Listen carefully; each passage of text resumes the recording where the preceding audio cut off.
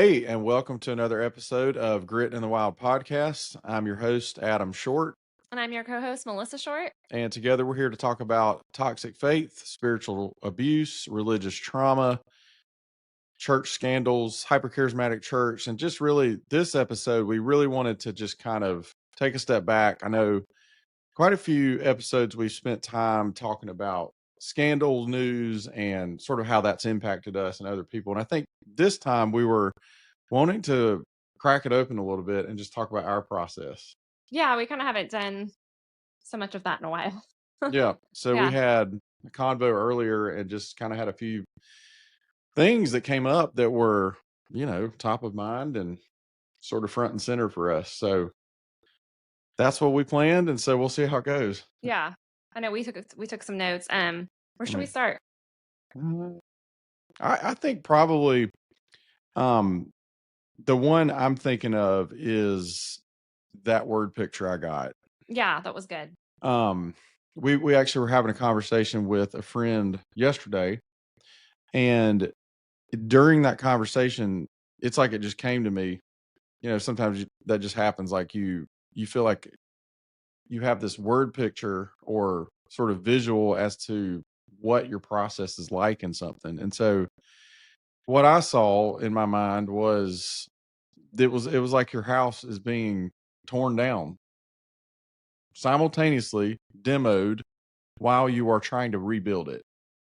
Like, Yeah. for example, let's say we're tearing our deck off the back of the house, and we're tearing out the kitchen. We're like blowing out walls out of the kitchen. But then on the opposite side of the house, we're building a brand new home office, or I don't know, fill in the blank. We're building a front porch, and it's like the house is simultaneously being torn down slash or what's the word, demolished, but then rebuilt and reconstructed at the same time. And I feel like that describes my process right now. Like I have I have things that I'm trying to figure out what I believe about still, but I also have things that are getting rebuilt. Like, for example, learning how to worship with music that might have triggered me in the past. So yeah, that's kind of the first thing that comes to mind. Yeah, What I do you think the think? way you said it was that caught like really hit home for me was a demo and a remodel at the same time. Yeah, And like, yes, that simultaneously. describes deconstruction so much, like at least uniquely in our process, because we have all these like things that keep like as we're going on this down this road and we keep learning, it's like right another piece that we're deconstructing in the process while we're trying to build back up too. So yeah, it Hmm. feels like this kind of tug of war a little bit. Yeah. Yeah. Yeah, so it sounded better the first time I said it, but trying to think what other thoughts were around that. Yeah, I think it's the nuance of trying to figure out, and I've talked about this with a lot of people, but what do you keep and what do you throw away? Yeah. You know, you see abuses of the prophetic, you see abuses of healing, you see abuses of offerings, right, at church services, and and so it's like, well, is all of that bad? Did God heal anybody? Did God speak a prophetic word to you or to somebody else through you, or even word of knowledge? Like I think of one specific, you know, experience I had where I did see the word of knowledge, like in a way that was there's no way anybody would have known this Yeah. information about a person that was in a whole different state. And so I know that that was real and legitimate, but it's like, but then you have to mix that with, or you have to sort of pick that apart with the abuses that have happened too, if that Yeah. I makes don't know. sense. Yeah. Like I'm still working that out. I know this thought that's kind of come to me recently, and I don't even think I've shared this with you, is kind of like this idea, like, you know, I don't know, for me, I'm getting to this point, like in my deconstruction, reconstruction, it's like, well, is it up to me to deconstruct and reconstruct everything? I think there can be a lot of pressure that it's up to me to figure out what's true and what's not. And I think that kind of, again, for me, because I'm still identify as a Christian and Yeah. believe in Jesus, like kind of removes him from the process. And I'm kind of learning to kind of hold that a little more loosely too and go like, it's okay to just kind of go down this process and Mm. like figure it out as I go and let God kind of show me along the way, like not feel like it's up to me to like parcel out all these pieces. I feel like that can feel really overwhelming, Mhm. and like a lot of pressure too, like if it's Yeah. all up to me to figure out what to deconstruct and not. Yeah. Because it's kind of like what we talked about. It's like we never started this process to begin with. Right. Yeah, Like yeah, yeah. and so many of us, it's like abuse happened or something happened, right, in your church community, Yeah. or some kind of spiritual abuse or religious trauma happened, and it right, it led us down that process of this. Like God orchestrated not the hurt and the harm part, but like what came after that. And so Yeah. I think for me, it's like returning to like, I never started this process and Mhm. it's not up to me to like completely, right? Like figure every detail out. And that like kind of, I guess lately I'm kind of landing in that place more Mhm. of like going, okay, like it'll kind of settle, like How do you do that or not do it? Because we're trying to not do it, right? We're trying to realize that we're not supposed to do all this, but how does that work for you? Or yeah. how does I don't know what my question is. Does that make sense? Like, because I'm one of these people, ironically, I don't have a problem in or with finding or being centered, and like getting centered and living out of a place of rest rather than striving. That's not I don't feel like that's a problem for me, but I do feel like I struggle with the whole doing deconstruction. Like, how much of this do I do? How much of this do I not do?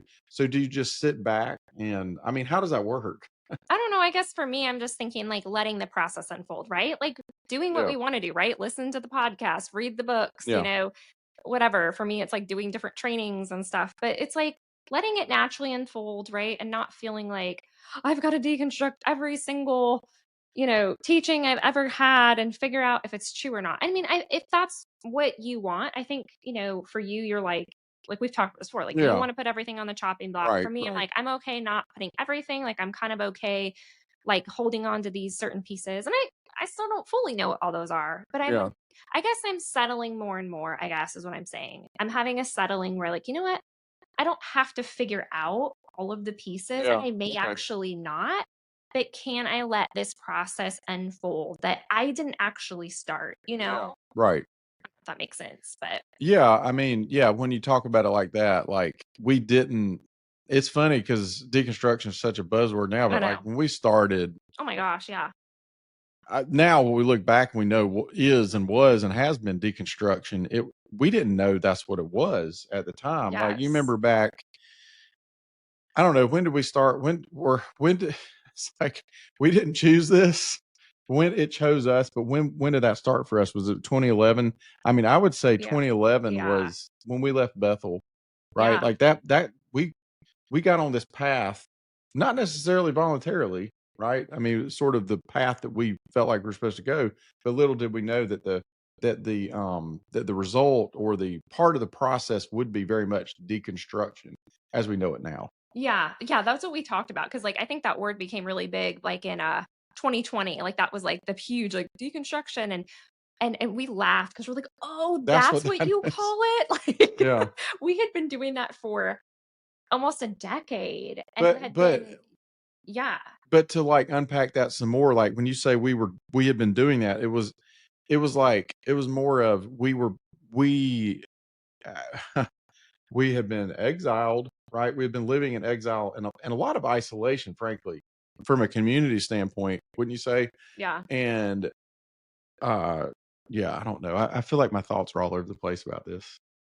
Yeah, no, you were just saying, like, if we go back to, like, we go for us, like, we left Reading in 2011, we moved to Texas, and that's kinda where, like, it was a big wake-up call for us and where things really started to unravel in our story Yeah. with spiritual abuse and religious trauma and high control group, and yeah, it forced us into this situation to go, wait a minute, like something's not right here. And so I think that's where, again, we didn't have the language for it. we wouldn't have called it deconstruction. We didn't know what the heck was going on. I just remember feeling like, I remember when we first moved there, like the rug was just pulled out from under me. We went from Disneyland, spiritual Disneyland at Yeah. Bethel, where we had a rich community, tons of relationships, tons of friendships, support system, and church, Yep. to going to what we thought was a support system and community and friendships in a church, to experiencing the complete and utter opposite. So it was like, for me, I just remember feeling like the rug had literally been pulled out from underneath me and just completely, just out of sorts, like what, disoriented. Yeah. Um, Yeah. To put it mildly. yeah. Yeah. So yeah, interesting process. And I know everybody's process is different. And that kind of like leads me into like one of the other things I wanted to talk about. Like, Mhm. so interesting as we meet different people in different parts of this, right, NAR, New Apostolic, what is it? Just lost my brain. Reformation. Thank you. New Apostolic Reformation, or the hyper charismatic movement.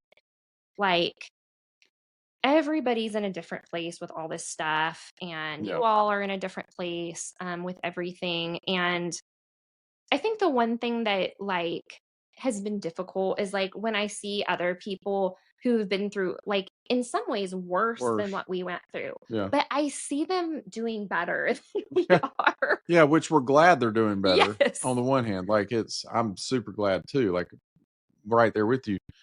But yeah, no, it's like we're like, oh, was what we went through that bad?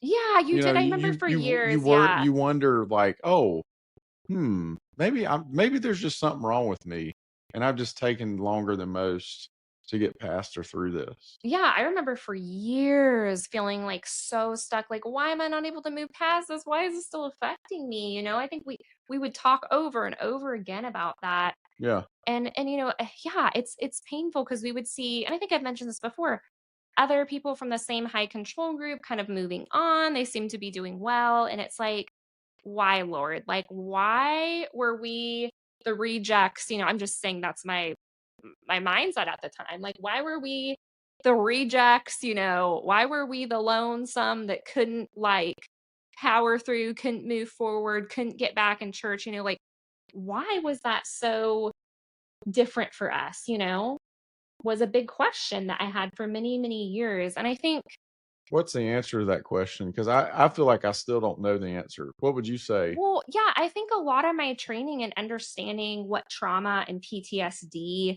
post traumatic stress, even if you don't have post traumatic stress order, but just post traumatic stress, um, you know, how that impacts us. And it helped me understand, like, it actually took off so much shame and blame, Mm, understanding that, like, right, two people can go through the same thing and it can affect them completely different, right? You yeah. see this in families, right? Like a chaotic, abusive, family. You got one person who goes on, maybe becomes a doctor or a Yeah. lawyer, and the other person becomes an addict. And you're like, how does Mm. that happen? They came from the same, Yeah. the same environment. And a lot of like there's a lot of different reasons. The same thing can impact people differently. So my experience of the high control group could have been different than the other person's experience in the high control group. True. Yeah. And there's a Well, lot we've of seen different that. reasons for that, right? Yeah. The level of your relationship, how close you are to people at the top. Your nervous system actually plays a role in how something impacts you. So the more, right, resilient your nervous system is, um, and that's not something you really have necessarily control over, like, per se. I mean, initially, but like, Yeah. if you have a lot of like adversity, your nervous system's capacity is smaller, and trauma takes up a lot of your capacity in that nervous system. So something like that, just there's not much capacity to handle it. So it becomes overwhelming very, very quickly. And so I don't know if that makes sense, I but feel like, like I'm in that category. yeah, but it's really not anyone's fault. Like, your body and brain respond to this, right? Like, outside of our control. And I think that's what people don't understand. Like, oh, you didn't have faith or you didn't get back up. It's like it impacted me differently, and it Yeah. impacted my nervous system. My nervous system essentially said, in your nervous system, this was so overwhelming that we could not process it. And what makes something have a lasting impact is you don't have the adequate support. So, right, if you go through something traumatic and overwhelming spiritual abuse, but you are met with support while you go through that, Mm-hmm. you're going to recover probably a lot faster. Makes sense. But when you go through that without support, it can lead to post-traumatic stress. It can lead to, right, a prolonged process of healing. And so I think knowing that has helped me make sense of like, oh my gosh, this is why this has been so hard for us. This is why I haven't been able to move forward.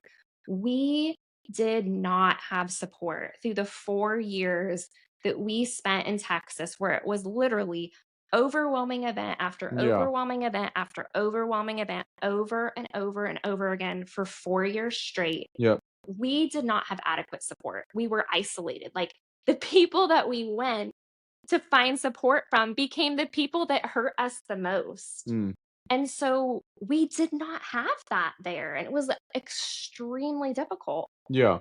And the result was isolation. We Right. learned very quickly that the only way to get through this hell of a season is to isolate and Yep. to just, right, be by ourselves. And that's Yeah. what we did. Yeah. I mean, we still had a semblance of a community, sort of, with lots of guards, with lots of Right. Yeah. walls up, to protect ourselves from what we perceived as threats and Yeah. a high degree of unsafety, you know. Yeah. So it's ironic that you can have what appears on the outside, or even in a middle layer of depth, right? It can appear to be like, oh, you have a community, but really at the end of the day, it wasn't. It was a far cry from what we had at Bethel. Yeah. Like,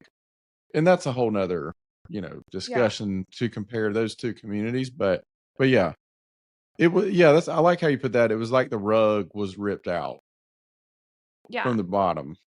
Yeah. And it's like anything too fast, too quick, too soon, or too long is trauma.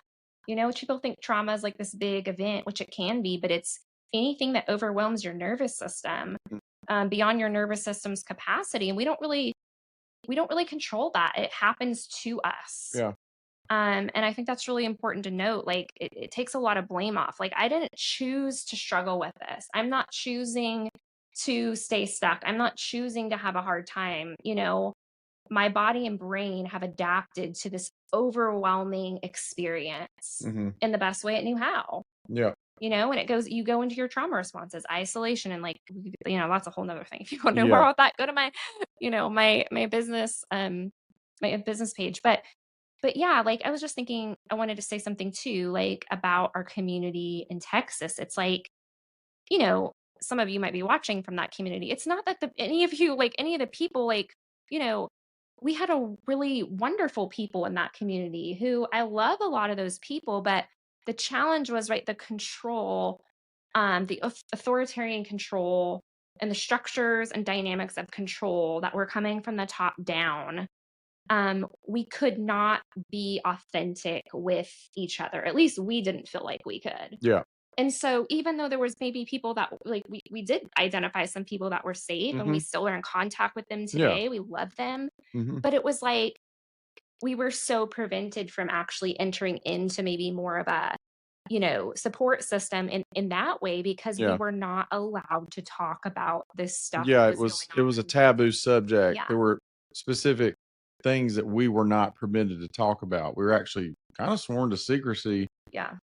And so there was a whole nother like set of realities with that, like fear of, talking about something and then being punished for it, and having repercussions that weren't just relational, but were also financial because, I know you worked there for a little while, but I worked there for 4 years, and that was our livelihood by and large. And so it's kind of it's kind of like, reminds me of the conversation we had with our friend yesterday, where when financial dynamics are in play, when you also have a high degree of control, that only accentuates the effect of the control, because if the threat is that you'll lose your financial Yeah. sort of lifeline, as it were, if you buck the system, like that's a major um consideration. Yeah. It's a major consideration. And I remember wrestling with that. Like,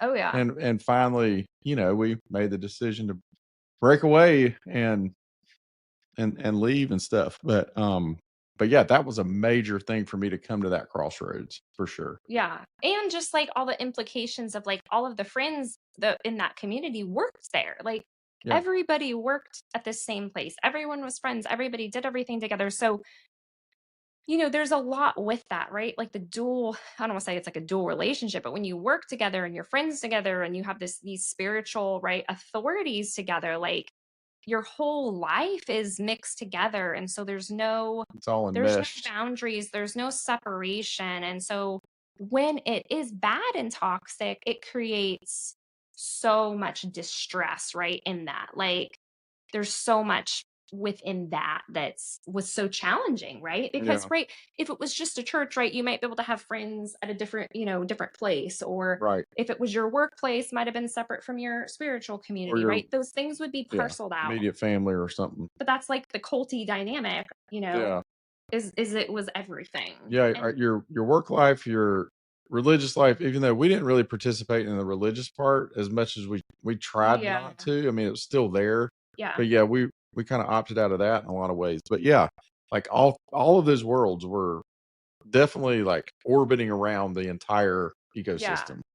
Yeah, and it just Which makes me was like we were just talking earlier about like for me it's so funny like they say trauma is like a disruption in memory. So it's like the way that you remember, you don't remember with like a explicit memory, you have feeling memories. and I still have to ask you this, but for people who don't know what that is, can you expound on what those are, like feeling memories versus explicit and all that stuff? What is that?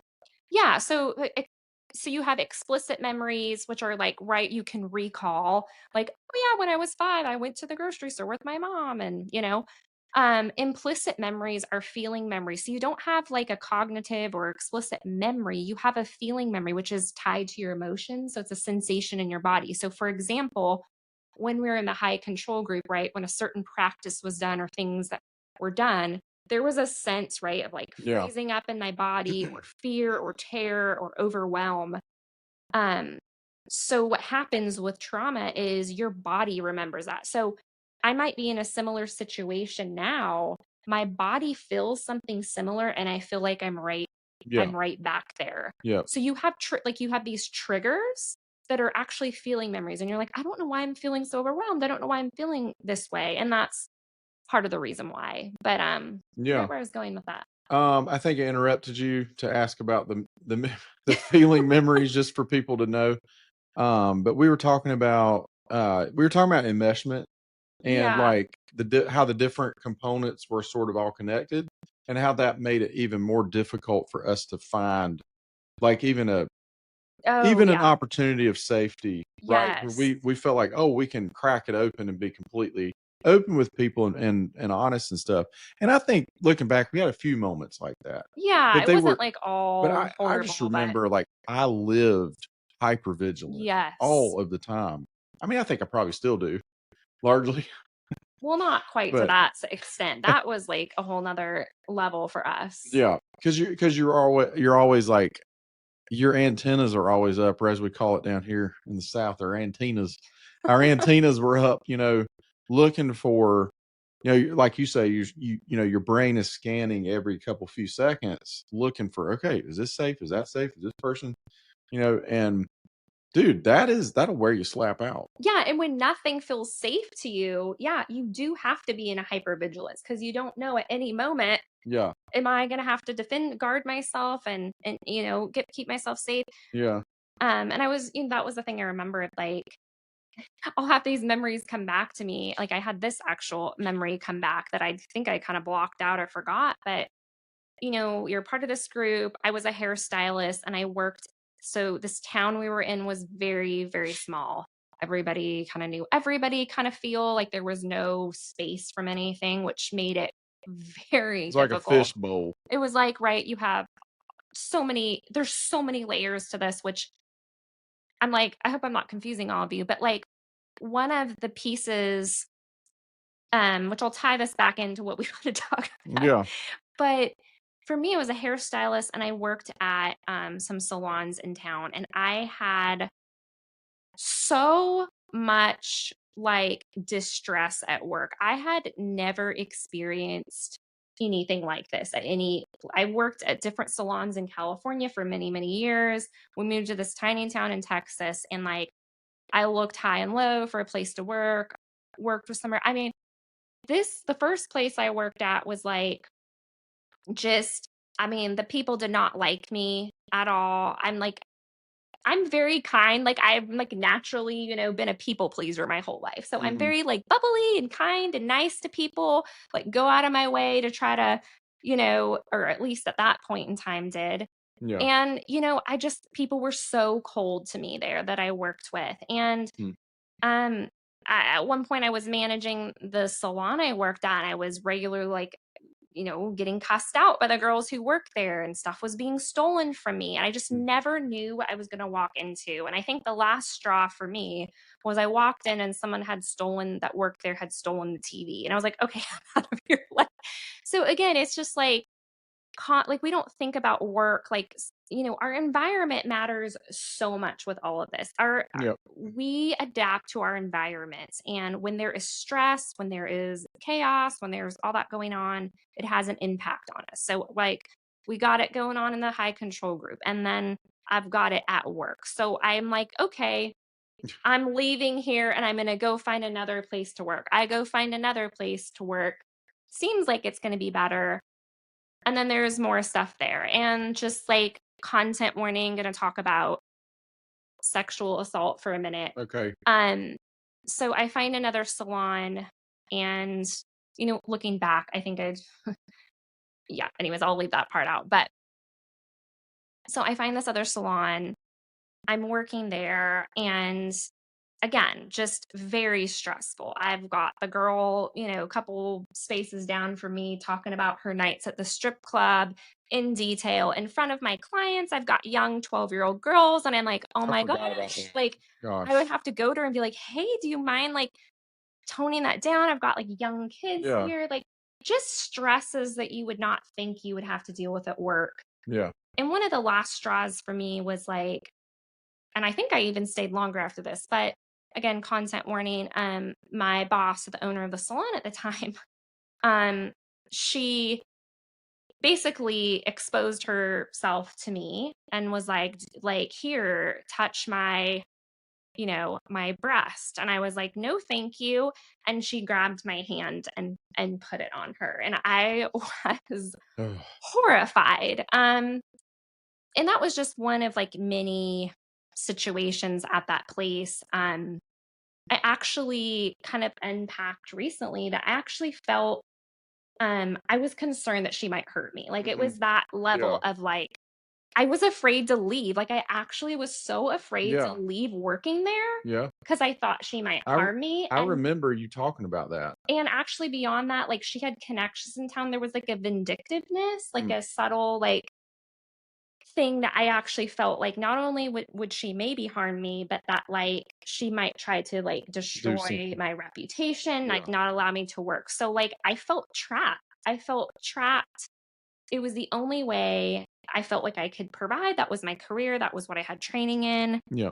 So I say all that to just like, the level of stress Mhm. everywhere we turned was so bad. And we lived in that for 4 years. Yeah. And, so when I think about today, right? Like, how is what happened back there showing up in my life Yeah. today, right? Right. Like, Right. that's Right. what we focus on. Like, not what Yeah. happened, but like, how has what happened affected you? Yeah. And it's like, oh, I don't trust people. Yeah. Me I either. actually don't believe that people in general are safe. Yeah. Me too. Yeah. No, for sure. Even though my experiences were different than that, Yeah. they had similar outcomes And I do feel, I mean, I feel like my guard is coming down more Yeah. compared to, I don't know, a few years back or even 5 years back, but yeah, it's definitely in millimeters. I Yeah. mean, I feel like, I have like this brick wall around me, that I have meticulously and deliberately built to protect myself. And, you know, here comes a really kind person randomly that's like, and they're like really kind just for no reason. And I'm like, what do you Yeah. want? But then to experience like, no, they actually were really kind just because they're kind. Yeah. And like each time that happens, it's like a little bitty chink gets taken out of my Yeah, wall that I exactly. that I built, right? And I'm not ratting on myself. I know that that's just a natural sort of, it's what we do as people to try to protect ourselves after we've experienced harm. But I guess I'm just trying to show that I do see a glimmer in that, like, Yeah.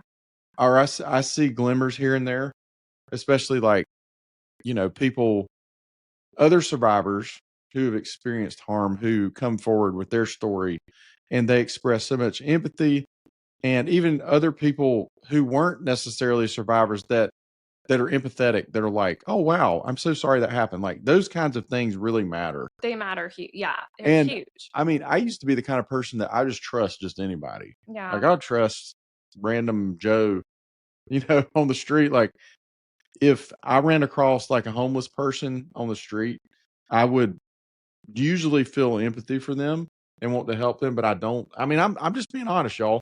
I don't usually feel that for homeless because I'm like, I think they want something, Mm. and I'm like, dude, I'm struggling too. Yeah. You're like, I "Can you mean, help me?" No, I'm just I might kidding. could give I might could give you some money, but I don't know how much that's going to help you in the grand scheme. Yeah. But like anyway, I'm just trying to sort of, I'm responding to what you said around where you were talking about how's that stuff that happened then affecting you now, Yeah.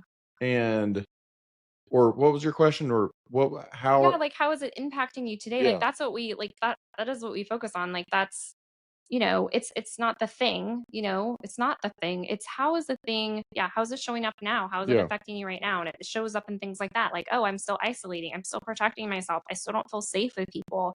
And it's, like, funny to think back, when we met, we were both, like, so extroverted. You yeah, had me beat, but yeah, both so extroverted, so open-hearted. We were both just very social at the time, and hmm, that was one of the things that I think drew us to each other. We would go out for fun and do street ministry. That was yeah, what we did for treasure fun. hunts. We would do the yeah, treasure hunts. But I mean, I look back on Yeah, those it was memories fun. It like was fun. fondly, like, Yeah, yeah, for sure. Me too. but yeah, like the stark contrast of what this stuff has done to us and how it's changed us, right? Some for better, but in other ways, it's like, you do miss the innocence, right? I You do. miss Yeah, being like oblivious to harm and all of all of it. the things that Yeah. can happen, right? Like it's like, yeah, I wish that I never had to experience this, but we did. We did. And we did not control, like there's nothing that we could have done to not experience that, right? Are there things looking back that I do differently? Yeah. Of course. But like, you Yeah. know what I mean? Like I didn't control, like I had no control over that happening, and how that impacted us. And I think that's just so important to remember Mhm. that, in we don't control the impact. Impact happens to us. And I think even as you said, like I've built these walls, I would even say we don't build walls, we adapt. Like we Okay. naturally are adaptive. Right. And so, we have to heal. And that looks like, right, Yeah. finding It's safety in these with Well, yeah, I mean, I people like to, again. it helps me to understand this kind of stuff by using like real world Hmm. examples, like things that we can see, taste, touch, smell, and feel and everything. So like when you talk about adapting, you know what I think about? What? I think about, and I don't claim to be an expert on this at all, but like you've we've all seen these images or computer generated, or even maybe it's microscopic, of people's arteries, where their arteries are clogged Mm, because of plaque and yeah. cholesterol. And and I think if I remember correctly, when that happens, your blood vessels get hard. The exteriors of your actual blood vessels get hard, and that's actually a medical condition. It's like your body is literally responding to the fact that you're eating pork fat. So it's kind of a cheesy way of just Wait, sort how of. does that relate? Yeah. Well, it relates because it's just a natural response that your body. Yes. It's not like you told your body, "Hey, body," or "Hey, blood vessels." You know, can you add a layer of plaque on there? No, yeah. To adapt to the fact that you've eaten so much junk, right? And so I appreciate you saying that about you didn't just go out and set out in life to build a wall. It's sort of it is kind of an adaptation. I mean, it's kind of like, I guess we all try to survive. We at do. some We are. point. We are. I think it's actually like a really amazing thing that God's given us. Like, for so many years we heard like messages around, oh, the flesh is so bad, and like, self-protection. But I'm like, actually, self-protection is good in certain cases. Like, we actually Maybe a need God-given it. It is a trait. God-given thing. Like, it's not all bad like we've been told. Like, if a car is coming towards me, I naturally jump out of the way. I don't have to like Yeah. think about that. It's automatic. And I think a lot of this stuff, it's an automatic, it's almost like a reflex, right? Like in just how we were. And it takes time to undo that. Your brain starts to wire around that adaptation. It becomes a neural pathway. Yeah. And so healing is about, right, like working with that. But yeah, like it's like sitting with the impact of that. I think that's been one of the most frustrating parts for me.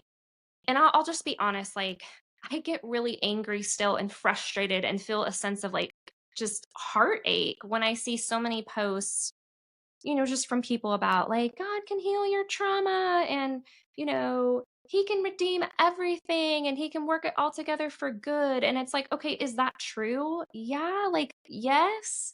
But also, like, when you've walked through something, right, for 14 years, and you haven't seen some of those parts redeemed or restored, Yeah. it does feel a little painful to hear those messages. And it's kind of like people that have, right, like chronic disease. Like I follow this awesome girl, KJ Ramsey, who is a huge advocate for spiritual abuse, and she's really open about her physical health conditions. And she's shared for years people trying to pray for her for healing, and at a certain point she just felt like, please stop. Like, when people would offer face to face to pray for her healing, she actually, I think, like told people to stop like asking her, because it felt like, right, you just want to fix me. Yeah. Like I live with this, like this is Yeah. my life, and do I believe God can do it? Have I been praying that myself for years? Yeah.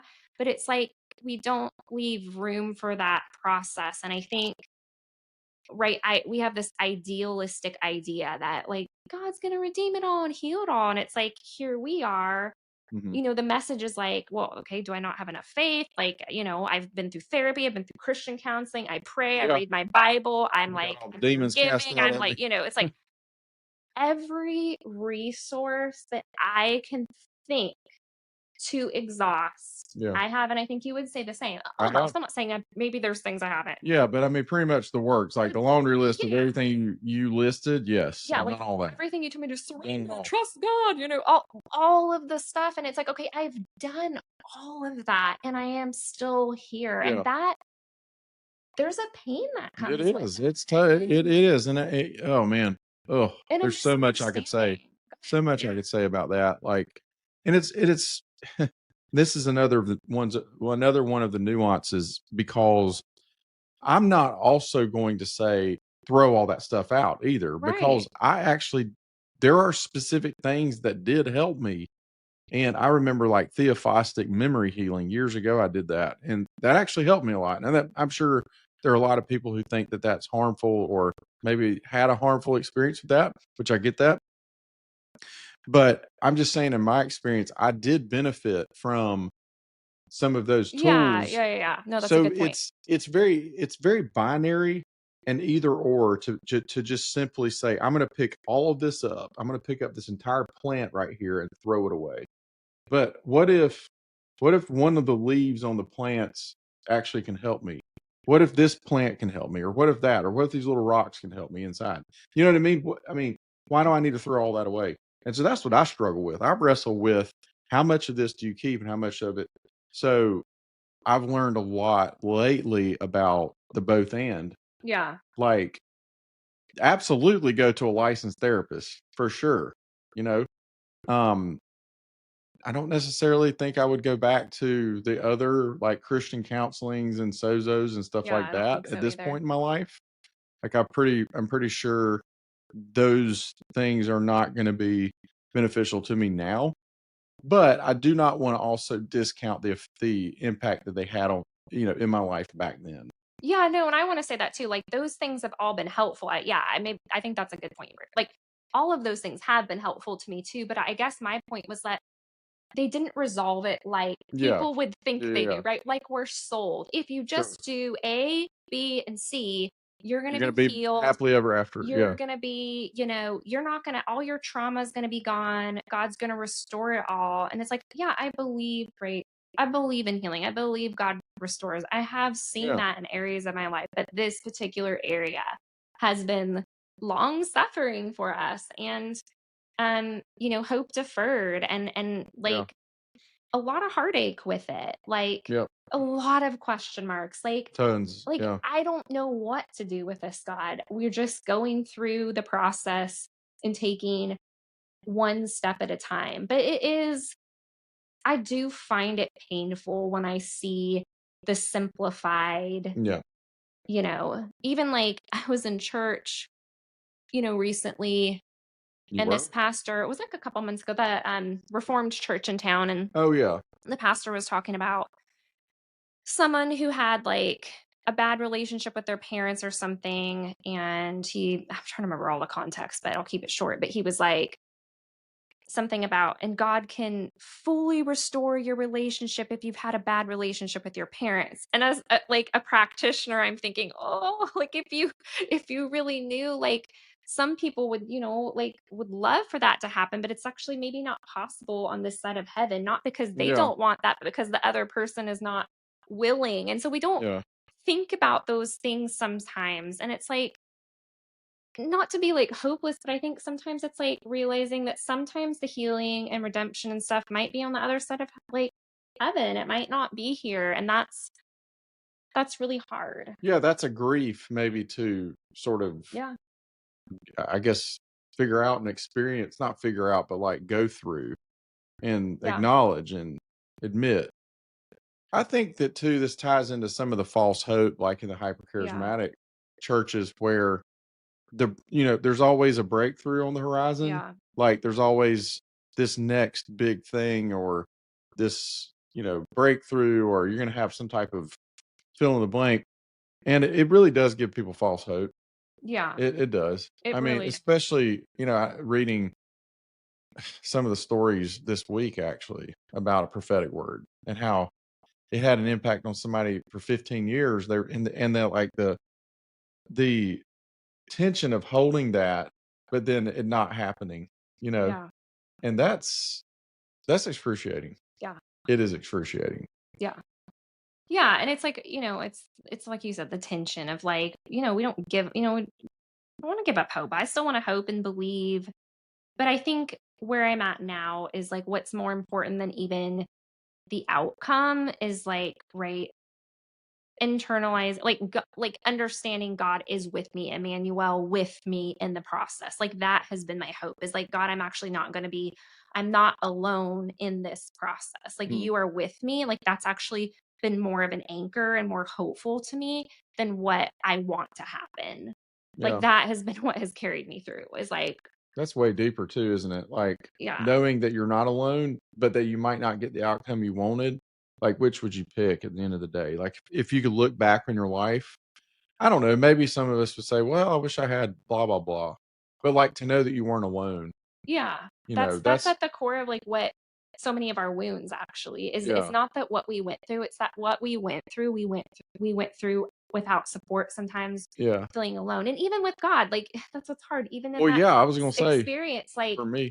Yeah. The perception is that we weren't alone, and that's where the challenge is, like, right, you can have Jesus and know he's with you, but then, like, you don't have the church, right, the body supporting Well, you. I'll be honest, like, I felt lots of times that I didn't know where God was. Yeah. Like, I mean, I probably feel that now still, like, from time to time. But it's like, I don't know, I've said this before, I feel like I'm just one person, I'm one Mhm. guy, you know? And God's pretty busy. He's got a lot of people to Aw. take care of. So, I'm not trying to have a pity party, I'm just being honest, and, um, in my process. But there are moments where I am aware of him, Yeah. and of course, I believe in him, but believing in him and knowing he's with you are 2 different things. Yeah. And that makes me think about kinda something else we talked about, I wonder too, like some of our struggles, like for some of us who are healing from spiritual abuse and religious trauma, and we're kind of exiled outside the church, don't have a support system. Some of these things that we're wrestling with God, like what you just said, it's like, I wonder if it would be different if there were people around us, right, that were showing us God through Yeah. this, that we would be able Well, to internal. there What? are. What do you mean? There are people who are showing, like, I will Oh, yeah. say the people showing me God probably the most right now are atheists. Mm, That's mind blowing. It's freaking mind blowing. yeah. Or people that don't know if they believe in God anymore, but the Yeah. stuff they write out of Yes. pain, like in their pain, oh my God. Like I don't even it bypasses my all my cognitive stuff and it goes straight to my heart when I read it. Yeah. And that is the most crazy thing in the world that somebody who doesn't even claim to believe in God can minister to you to that depth. Yeah. It's really That is cool. freaking mind blowing. Because it's love, right? Like genuine love doesn't need a label. I don't think. I mean, love is powerful, Yeah. you know? But yeah, I think it's like the both and, like, we internalize, right, God's love personally between us and him, but then there's an element of that that can only be experienced with Yeah. others. And True. so That's when true. you Yeah. don't have that, there are pieces of your relationship with God that feel kind of like empty and like Or I don't think, missing. yeah, I feel that like in certain ways, in different ways. My stuff is different that I struggle with. My thing is more like it's all up to me to do. Like, you're actually not going to help me, God. Like, that's my trauma. Like, from what's happened, I'm like, oh, Mm. you love me. I know you're with me, but you're not going to help me. Like, I've got to do it on my own. I've got to You figure gotta this help out. the Lord. Yeah. And I have to like consciously pause and like, remind myself, like, okay, like, actually, this is some of my trauma. Like, I don't actually have to. But, anyways, like, I do think that the expression of community in our relationship with God is how we internalize parts of who God is to us. I don't think we can apart from that, which is why I think that makes it so much harder not having Yeah. that. Makes sense. That was something we talked about, was like belonging. Oh yeah. Like, we were just talking about how like human and natural and biological it is to want to belong with people. Mm. And um like biologically, like if you like actually study this, like it's fascinating, like biologically, like we need connection with other people to survive. Like your brain and certain parts of you will start to shut down, your nervous system, without support. And it can cause like when you're really isolated, like depression can be a big result of that isolation. I've experienced that like personally, like that's been a big struggle for me in the Yeah. past few years, is having some bouts of depression. Yeah. And I can directly relate it to not having enough supportive, relationships. As great as our relationship is, have a few people that I talk to here and there, Yeah.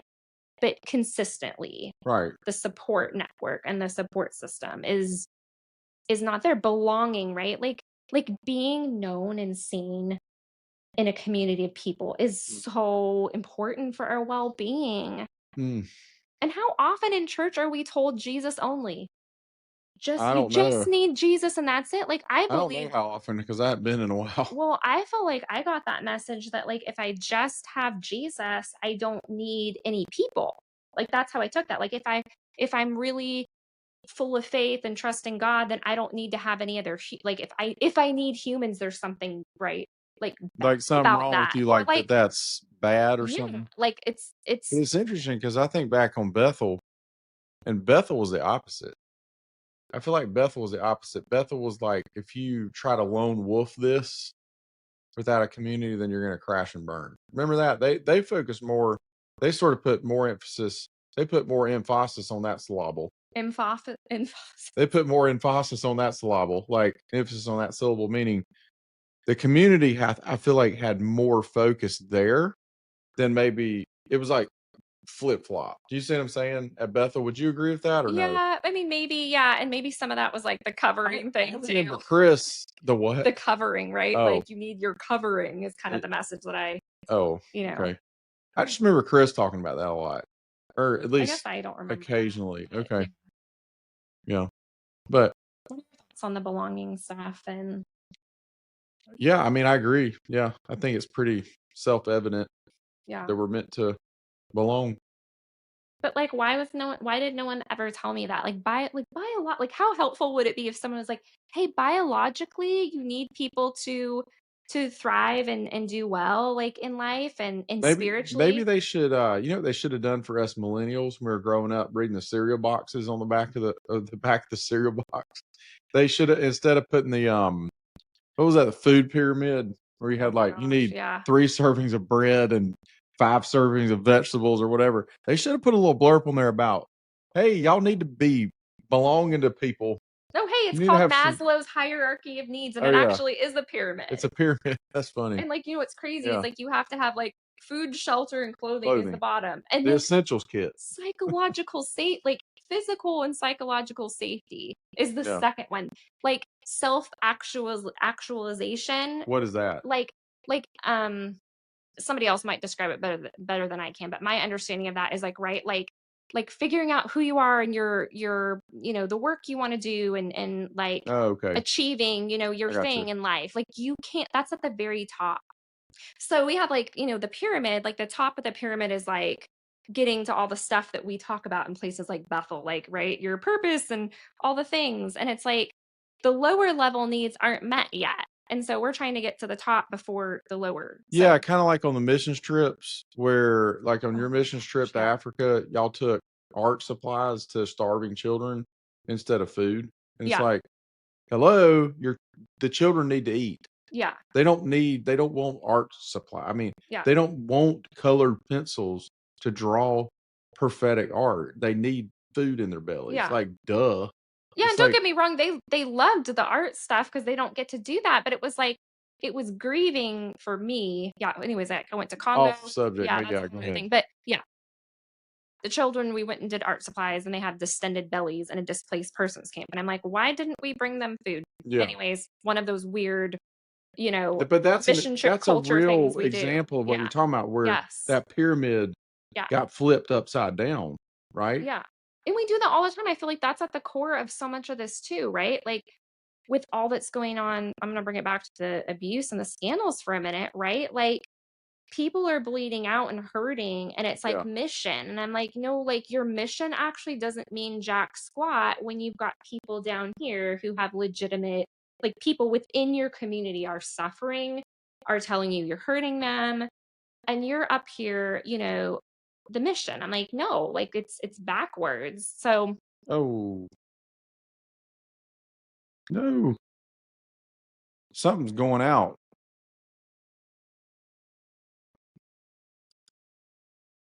but yeah, it's just kind of crazy, how the focus gets skewed and like going back to the basics, of yeah, basic needs. Hmm. Food, shelter, clothing, The water, this connection, the essentials kit. humans. Yeah. Yeah. Um, but yeah, I think, I don't know.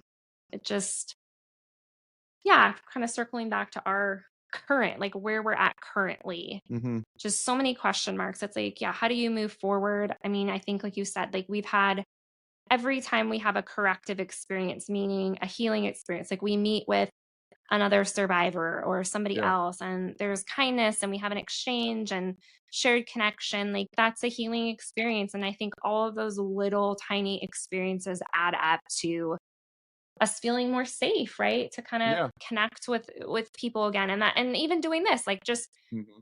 every little thing, we're doing to try to just put ourselves back back into life, back into, Yeah. I don't know what the right word is, but back in the game of life. Like I have often felt like for a lot of years, like being sidelined. Like Mm. have felt for so many years, like I've like been on the couch and just kind of watching. I mean, clearly I've been a mom and, but like raising our son, been my primary job, but like kind of just watching life go by.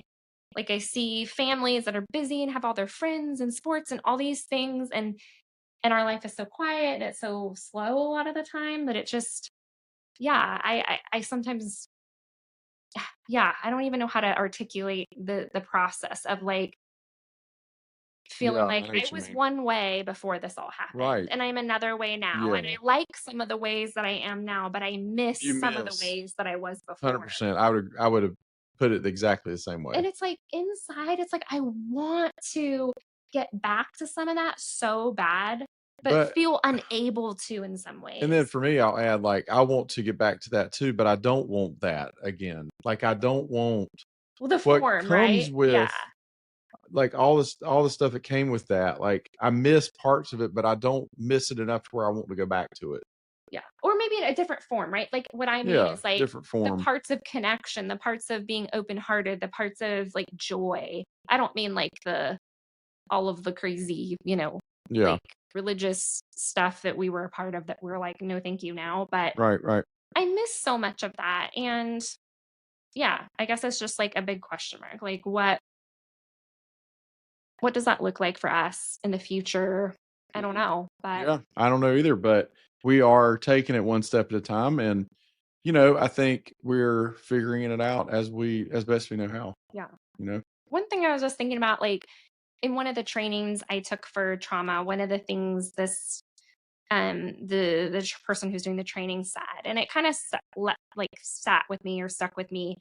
He was like, the whole goal is you want to coach people to get back on the horse. And I thought about that and I was like, Hmm. I don't feel like we did get back on the horse. Like we kind of went further and further back, after that experience. And I just sometimes wonder, like, you know, what would that have been like if we were able to, get into a healthier church or, but I didn't feel like we could. Like we were so traumatized. Yeah, I And don't even know. Like that. That sounds like another. I don't even know what to yeah, do with that. Like, I don't know. But I thought about that and I don't know. Like sometimes you do need to step. I think sometimes people are quick, right, to want to rush right into another experience, and then I think sometimes it's good to step back, right, and heal and examine what just happened before you jump into another community. But I know for yeah, some people, I hear that they find another church and that's been like the best yeah. thing for them. Like And they're like, I've talked to people who they went from hyper charismatic to Lutheran yeah, or to Anglican or yeah, Orthodox or something like that, something totally different, like very liturgical yeah, or whatever. And which makes sense because it's very different than what, they came out of. So it's very dissimilar, yeah, probably very way less risk of trigger, yeah, but yeah. well, what else before we wrap? What I other don't know. Was parting that all of thoughts? Yeah. Um, yeah, I think we covered it. That was a good convo. Yeah, kind of That was a good, vulnerable. Yeah, yeah. Yeah, I mean, hopefully y'all found it helpful. It's just kind yeah. of sharing a little more about our process, and we don't have it figured out by any stretch, but we're No, yeah, just we're just trying to learn too, like probably y'all are.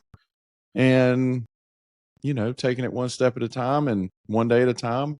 yeah. I think, And some days it's not one step forward. It's two or three steps back, or at hmm least it feels that way. Um, but yeah, hopefully y'all found this helpful. But any yeah, I parting just thoughts? think moving forward looks different for all of us, And it's easy to compare. Like, I know I've struggled sometimes with comparison, like, oh, look at Yeah. how happy and how well they're doing. But, like, I just think coming back to, my process is different. The impact, again, going back to that impact thing, the way things have impacted me, my impact was, greater. Even if somebody had a worse thing, that how it impacted me the way it did. Yeah. And so my path of healing, the timeline, how slow it may be, how long it might take, Yeah. I just have to kind of go with the pace of my body and soul and spirit, and just kind of, like you said, one day at a time, two Yep. steps forward, two steps back sometimes. But yeah, I Yeah. guess that's my thoughts for now. Okay. All right. Well, yeah, hopefully y'all found this helpful, and we'd love to hear what you think. If you have any comments or questions or whatever it is, we'd love to hear from you. Our email address is gritinthewild@gmail.com. So it's GRITINTHEWILD@gmail.com. And of course, you can leave us a comment in the YouTube channel. But we really appreciate y'all watching and listening, and we will see you next time. Bye. Bye.